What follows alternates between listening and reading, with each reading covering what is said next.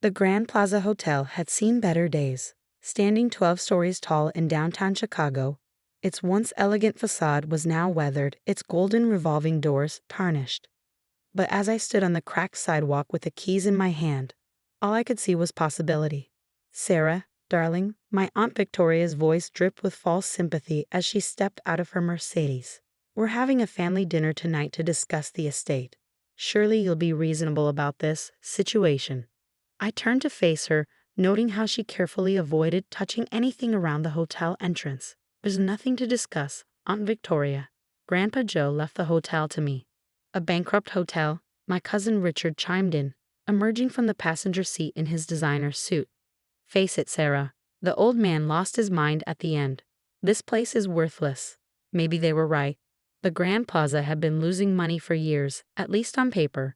The once prestigious hotel had fallen into disrepair, its guest list dwindling, its reputation fading. Every financial report showed mounting debts and declining revenue. But something didn't add up. My name is Sarah Chen, and until last week, I was a forensic accountant at one of Chicago's top firms. I'd spent 5 years tracking financial fraud and uncovering hidden assets. And one thing I'd learned: numbers tell stories if you know how to read them. "The family dinner is at 7, Aunt Victoria called as they retreated to their car. "Don't be late, and Sarah, do try to dress appropriately." I waited until their Mercedes disappeared around the corner before entering the hotel. The lobby, despite its shabby appearance, still held echoes of its former glory. Marble floors under worn carpets, crystal chandeliers dulled by dust but intact, and everywhere, little touches that spoke of my grandfather's attention to detail. "Miss Sarah, Manuel," the elderly bellhop who'd worked here since I was a child, hurried over. "We've been waiting for you." "How many staff stayed?" 12 of us. The core team. We weren't sure what would happen after Mr. Joe passed." I squeezed his hand. "You did the right thing, Manuel. Is his office still sealed?" "Just as he left it. Though your cousins tried to get in last week. Mr. Richard said he was conducting an inventory for the estate." I bet he did. Grandpa Joe's office occupied the entire mezzanine level, overlooking a lobby through windows of frosted glass. I'd spent countless hours here as a child, watching him work while doing my homework. He taught me about business, about hospitality, about seeing the stories behind the numbers. "A hotel isn't just a building, sweet pea," he'd say, showing me the books. "It's a theater where every guest story plays out. Our job is to make sure their story has a happy ending." The office door opened with a familiar creak. Everything was exactly as I remembered. The massive oak desk, the wall of leather-bound ledgers, the old safe that had fascinated me as a child. But something was different. The safe door, always closed in my memory, was slightly ajar. "Manuel," I called down the stairs. "Did anyone manage to open the safe?" "No, Miss Sarah." Mr. Richard tried. "But no one knows the combination. Your aunt wanted to hire a locksmith, but I told them we had to wait for you." I approached the safe slowly. It was an old Drummond model, the kind they don't make anymore. Grandpa had taught me the combination on my 16th birthday. Every hotel needs its secrets, sweet pea, and every secret needs a keeper. The numbers were significant dates: the hotel's opening day, my grandmother's birthday, and the day he paid off the original mortgage. But as I went to close the safe door properly, I noticed something odd, a slight gap in the metal backing. My heart started racing. In my forensic work, I'd seen this before. A false back hiding a secondary compartment. Carefully, I pressed the metal panel. It clicked, then swung open. Inside was a single leather-bound book, newer than the ledgers on the wall, and a sealed envelope with my name on it. "Dear Sarah, if you're reading this, then everything has gone according to plan. You've inherited the hotel, and our family thinks it's worthless." Perfect. What they don't know, what I've kept hidden for the past 15 years, is that the Grand Plaza isn't failing. It's thriving, but not in the way they'd understand. The ledgers on the wall show what I wanted them to see. This book shows the truth. Before you open it, you need to understand why I chose you for this inheritance. You see patterns others miss. You understand that numbers are just symbols for something deeper. Most importantly, you know that true value isn't always visible on the surface. The Grand Plaza has a secret, sweet pea, one that would destroy it if the wrong people found out. That's why I needed everyone to believe it was failing. That's why I needed you, someone who would see the truth behind the numbers, to take over. Read this ledger carefully, then go to room 1207 at exactly midnight. What you find there will explain everything. Love, Grandpa Joe. P.S. Don't go to the family dinner. They're planning to pressure you into selling.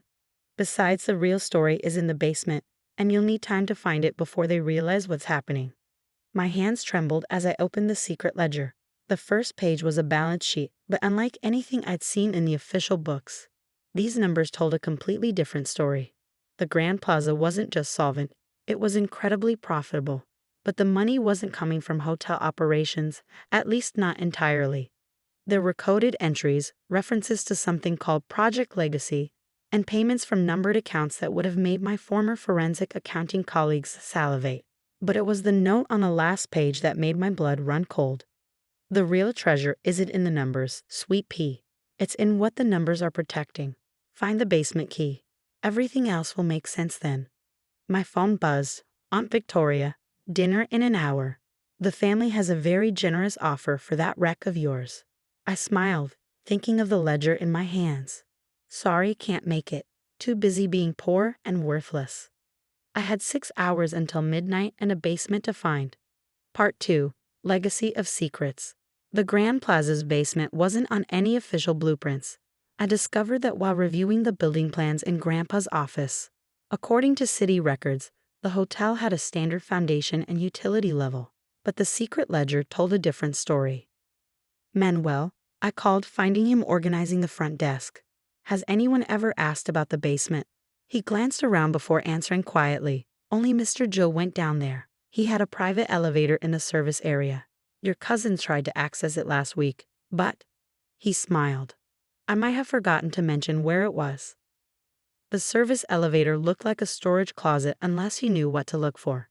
A keypad was hidden behind a panel, and next to it, barely visible, was a quote etched into the metal. Every story needs a foundation.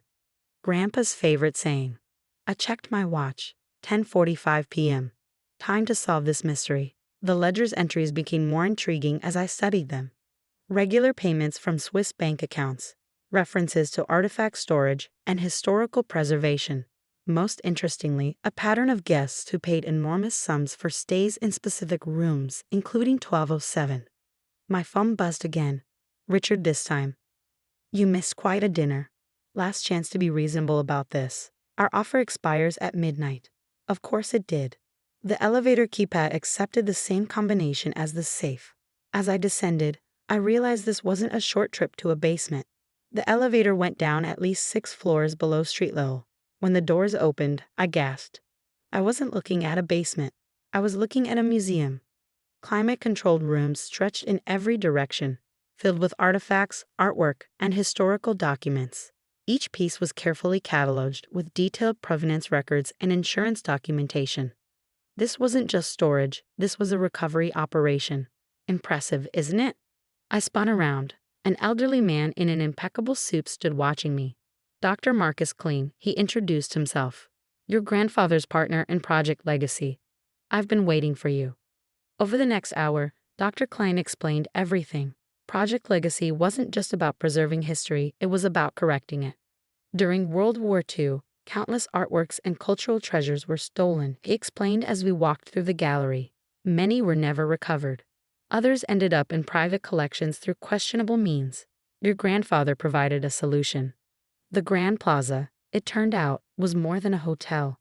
It was a sophisticated operation for authenticating and returning stolen art to its rightful owners.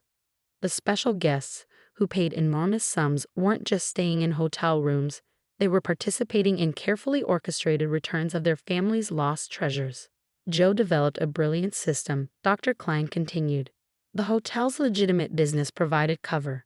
The losses on paper concealed the massive insurance payments for recovered artifacts. And the basement, he gestured around us. This is where we document everything before restoration. My forensic accountant's mind raced, understanding now the brilliance of the financial structure. The numbered accounts, trust funds established for families seeking their lost heritage. Your grandfather never took payment for returns. He set up funds to help families maintain and protect their recovered treasures. I checked my watch. 11:50 p.m. Why room 1207? Dr. Klein smiled. That's where it started. Go see for yourself. The 12th floor was the hotel's most elegant, though few guests ever saw it. Room 1207 looked like any other suite until you knew what to look for. Inside, the room was a command center disguised as luxury accommodations. Hidden panels concealed sophisticated scanning equipment. The bathroom mirror was actually a high-resolution display screen. The closet housed a small laboratory for authenticating paintings and documents. This is where we meet potential clients, Dr. Klein explained. People who've spent generations searching for their lost heritage. The room's equipment lets us verify their claims instantly. Why did Grandpa keep this secret from the family? Because your aunt and cousins would have monetized it, charged fees for returns, turned it into a business. He shook his head. This was never about money. It was about justice. My phone buzzed. Midnight. A text from Richard. Time's up. We're filing court papers in the morning to contest the will. This hotel is coming down. I smiled, thinking of the evidence in the basement. Dr. Klein, I need your help with something. The next morning, I sat calmly in the Grand Plaza's lobby as my aunt and cousins burst through the door with their lawyers.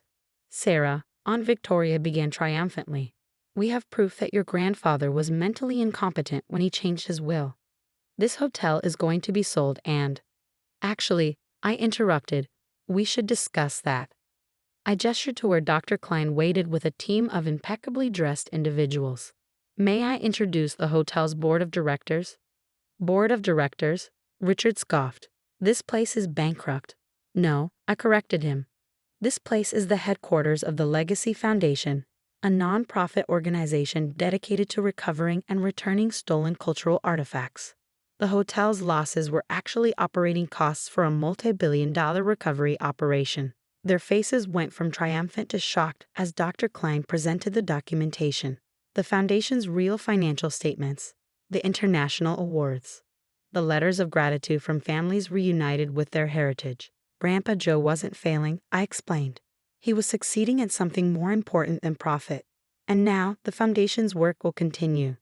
Under your leadership, Dr. Klein added, as your grandfather always planned. Aunt Victoria sank into a lobby chair, her perfect composure cracking. All this time, we thought. You thought what you were supposed to think, I said gently. Grandpa needed people to underestimate this place, to protect its real mission. Over the next year, the Grand Plaza transformed, not into something new, but back into what it had always secretly been. We restored the public areas, maintaining the hotel's cover while expanding the recovery operation. Richard surprisingly asked to help once he understood the mission. His legal skills proved valuable in navigating international art law. Aunt Victoria, after initial resistance, became one of our strongest advocates in Chicago's social circles. The foundation's work accelerated. More families reunited with their lost treasures. More stories of justice served, heritage restored, history preserved. Last month, I sat in room 1207 with an elderly woman who'd spent 50 years searching for a painting stolen from her grandparents. When our equipment confirmed its authenticity, she wept. Your grandfather did this for my family too, she told me. He said everyone deserves to know their story. The secret ledger sits in my office now, though I've added my own entries. Each one represents not just a recovery, but a family's healing. A piece of history returned to its rightful place. Manuel still greets guests in the lobby, now assisted by a new generation of staff trained to spot the subtle signs of people searching for their past. The basement museum continues to grow, each artifact telling its own story of loss and recovery. Dr. Klein retired last year, but he still consults on difficult cases. Your grandfather would be proud, he told me recently. You've taken his mission even further than he dreamed. The family still gathers for dinners, but now they happen in the hotel's renovated restaurant.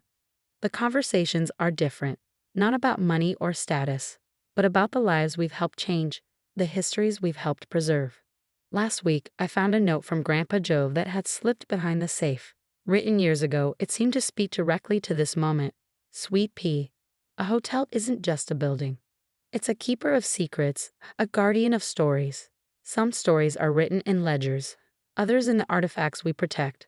But the most important story is the one we write by helping others reclaim their past. You'll write the next chapters better than I ever could. Love, Grandpa.